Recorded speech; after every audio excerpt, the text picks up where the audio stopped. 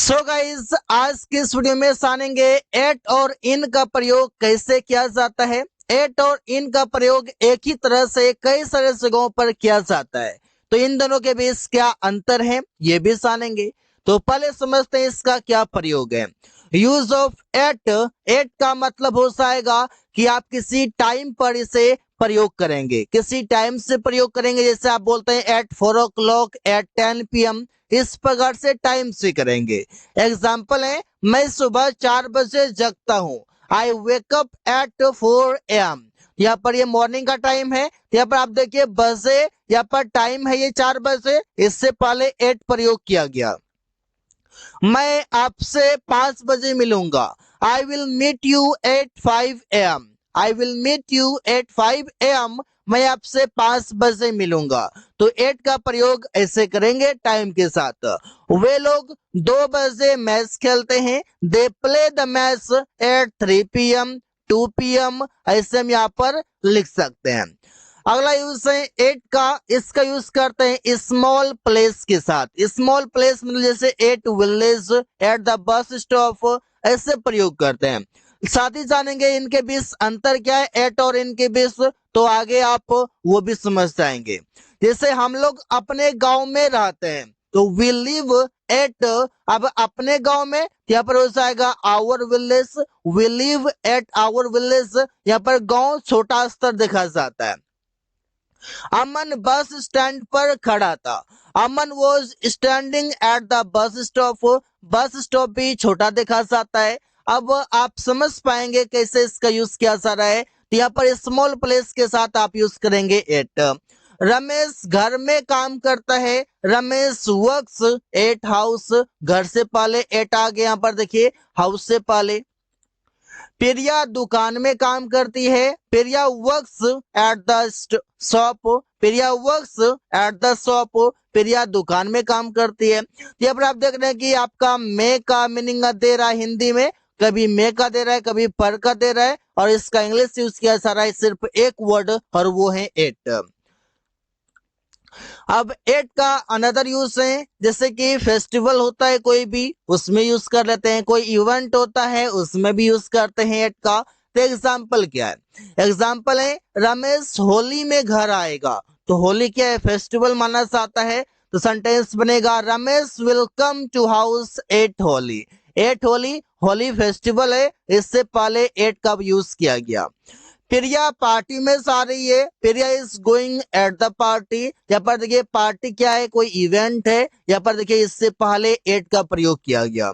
तुम लोग शादी में आया था। You came at the marriage. You came at the marriage, तुम लोग शादी में आया था। शादी में के लिए एट यूज किया गया क्योंकि शादी क्या है, कोई भी इवेंट है।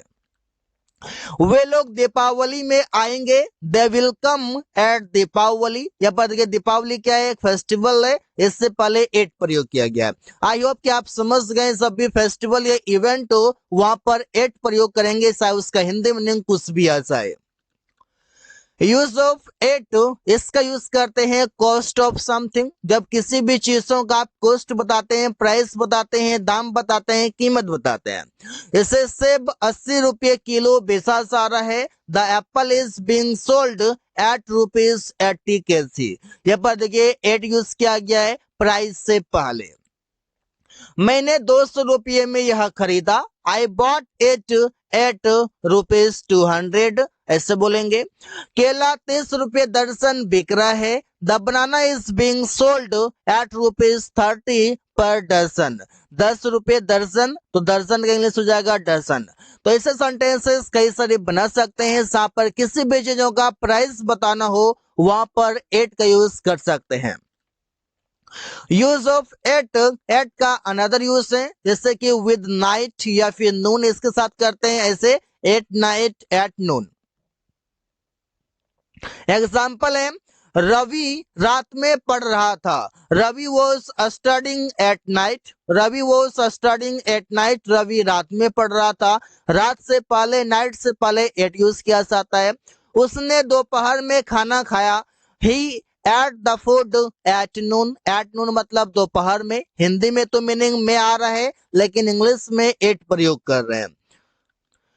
अब अगला यूज है एट का। एट का मतलब हो जाएगा कि किसी का यूज आप किए किसके साथ, टाइम के साथ किए, जैसे कि 4 o'clock 10 PM ऐसे बोले। दूसरा था कि स्मॉल प्लेस के साथ आपने यूज किया, जैसे village, eight the bus stop के साथ। तीसरा था फेस्टिवल के साथ आपने यूज किया, जैसे होली, दिवाली, बर्थडे ऐसे होता है। कॉस्ट ऑफ समथिंग, जैसे कि ₹10 पर केजी, ऐसे यहाँ पर किसी भी चीजों का आपने प्राइस बताया। अब आपने रात या दोपहर के साथ आपने यूज किया विद नून और विद नून और फिर नाइट के साथ, जैसे कि एट नाइट और एट नून। अब आगे समझते हैं यूज ऑफ इन। इन का प्रयोग पहला है जिससे आप यूज करते हैं ईयर के साथ, डे के साथ, मंथ के साथ, समर्स के साथ, विंटर के साथ, etc। जब आप किसी भी सीजन की बातें करते हैं उसके साथ भी यूज करते हैं। जब आपको ईयर बताना हो, साल का नाम बताना हो, आपको दिन बताना हो, महीना बताना हो, तो वहां पर भी आप इन का यूज करते हैं। तो चलिए कुछ एग्जांपल्स हैं। वो 2022 में आएगा, 2022 तो खत्म हो चुके हैं, अब यहाँ पर 2024 दे सकते हैं कि वो 2024 में आएगा। आने वाला समय फ्यूचर कह देंगे। जैसे ही विल कम इन 2024 ऐसे बोलेंगे। यहाँ पर आप देखिए, यहाँ पर ये 2024 ये क्या है, 2024 ईयर है, साल का नाम है, इससे पहले इन यूज होगा, हिंदी में आ रहा है। मैं यह एक दिन में कर सकता हूँ, मैं यह एक दिन में कर सकता हूँ। I can do it in 1 day, यहाँ पर डे आपका आ रहा है और इससे पहले आपने यहाँ पर इन यूज किया है। राजन जनवरी में अंग्रेजी सीखा। राजन स्टार्टेड लर्निंग इंग्लिश इन जनवरी, या फिर राजन लर्न इंग्लिश, ऐसे सीधा बोलिए। राजन लर्न इंग्लिश, राजन अंग्रेजी सीखा जनवरी में, इन जनवरी। यह बात के जनवरी क्या है, ये मंथ का नाम है, इससे पहले इन यूज हुआ है। हम लोग गर्मी में अपना गांव जाते हैं। We go to our village in summers, ये क्या है, सीजन का नाम है। गर्मी हो, सर्दी हो या कुछ भी हो, उससे पहले सीजन का नाम से पहले आप इनका यूज करेंगे। तो ऐसे ही सेंटेंसेस कई सारे बना सकते हैं। अगला यूज है यूज ऑफ इन। इसका यूज करते हैं विद लार्ज प्लेसेस, जैसे कि कंट्री का नाम हुआ, कोई सिटी का नाम हुआ, ये सब बड़ा बड़ा स्थान माना जाता है। That is why you have to use in. Suresh ने अमेरिका में पढ़ाई किया था। सुरेश स्टडीड इन अमेरिका, यह बात क्या, अमेरिका क्या है, कंट्री का नाम है और ये लार्ज प्लेस में आता है, बड़े स्थान में आता है। दैट इज वाई ये इसके पहले इन का यूज करेंगे। मैं दिल्ली में रहता हूँ, आई लिव इन दिल्ली, यह बात क्या, दिल्ली क्या है, सिटी का नाम है, इससे पहले इन का यूज करेंगे। सुमन मुंबई में काम कर रहा है। Suman is working in Mumbai, Mumbai क्या है, सिटी का नाम है, इससे पहले यूज करेंगे इन। तो बड़े स्थान के लिए आप यूज कर सकते हैं इन का। यूज ऑफ इन, इसका अनदर यूज है, जैसे इन सम ऑब्जेक्ट, किसी भी वस्तु के अंदर कोई चीज से होना, उसमें भी आप इन का यूज करते हैं। जैसे बोतल में थोड़ा पानी है, तो सेंटेंस बनेगा there is little water in the बोतल। या पर बोतल में, किसी भी चीजों में, तो वहां पर आप में के लिए इन यूज करेंगे। और किसी भी चीजों में है, किसी वस्तु के अंदर है। मेरे पैकेट में कई सारे कलमे हैं। There are many pens in my pocket, pocket में, किसी भी चीजों में, किसी भी चीजों के अंदर, तो वहां पर आप यूज करेंगे इन। रवि कुर्सी पर बैठा है। Ravi sitting in the chair, in the chair जब बोलेंगे जब तीन साइड से घिरा हुआ हो, तीन साइड से घिरा हुआ हो, वहां पर हम बोलेंगे इन द चेयर। अदरवाइज से टेबल होता है, तो टेबल में, टेबल घिरा हुआ नहीं रहता, टेबल इस प्रकार से रहता है। जब इस प्रकार से रहेगा तो इस पे ऊपर हो जाएगा, तो वहां पर ऑन द टेबल, इससे आपने देखा होगा ऑन द टेबल। जैसे कि रवि टेबल पर बैठा है, तो Ravi sitting on the table हो जाएगा। लेकिन चेयर की बातें होगी इन द चेयर होगा, ऐसे आप समझ सकते हैं, क्योंकि चेयर जो है वो घिरा हुआ रहता है।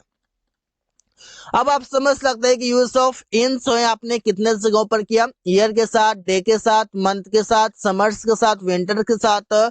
और अगला है आपने लार्ज प्लेसेस के साथ की, जैसे कि कंट्री हो जाए, सिटी हो जाए, बड़े बड़े स्थान हो जाए। और तीसरा आपका सम ऑब्जेक्ट, किसी भी वस्तु के अंदर। आप समझते हैं एट और इन के बीच क्या डिफरेंस है। Use of at versus in meaning हो जाएगा में, जिससे बोलते हैं किताब रूम में रखा हुआ है। तो सेंटेंस बनाते हैं कि the book is kept in the room कर देते हैं। अब यहाँ पर इन द रूम से हो गया। अब आप इन का यूज कब करते हैं? जब प्लेस की बातें हो, प्लेस की बातें हो, ठीक है प्लेस है, लेकिन यहाँ पर इंडेफिनिट है। इंडेफिनिट मतलब यहाँ पर अनिश्चित है कि यहाँ पर कौन सा रूम तो है, लेकिन इसमें रूम में किधर एग्जैक्ट पता नहीं, अनिश्चित है। यहाँ पर आप क्या करेंगे? इन यूज कर लेंगे। और दूसरी बात है, अब रूम है तो रूम का स्पेस बड़ा है, ऐसा आप समझेंगे। दूसरा एग्जांपल है, उससे आप आसानी से समझ जाएंगे कि मैं कहना क्या चाहता हूं। जैसे किताब दाहिने कोने में रखा हुआ है। दाहिने कोने कौन है? रूम के दाहिने कोने में रखा हुआ है। तो रूम के दाहिने कोने में रखा हुआ है, ये क्या है? ये एकदम डेफिनेट प्लेस का नाम है, एकदम निश्चित हमको पता चल गया कि किताब जो है वो कहाँ रखा हुआ है। अब किसी ने कहा किताब रूम में रखा हुआ है, पूरा रूम खोज रहे मिल नहीं रहा, लेकिन किसी ने कहा कि किताब दाहिने कोने में रखा हुआ है। तो यहाँ पर क्या है? पूरा पता चल गया, डेफिनेट हो गया, निश्चित हो गया। तो वहां पर क्या करेंगे? एट का यूज करेंगे कि the book is kept at the right corner. तो ऐसे सेंटेंसेस आप समझ सकते हैं कि जहां पर आपको एग्जैक्ट पता चल जाए वहां पर एट यूज करेंगे, और जहां पर एग्जैक्ट पता न चले, जहां पर आप इंडेफिनिट की बातें कर रहे हो, वहां पर यूज करेंगे इन का। इससे वो स्कूल में है तो बोलते हैं he is in the school.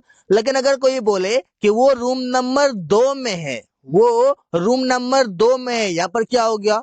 पता चल गया ना कि किस रूम में है, खोजना नहीं पड़ेगा। तो सेंटेंस बनेगा he is at 2 number room.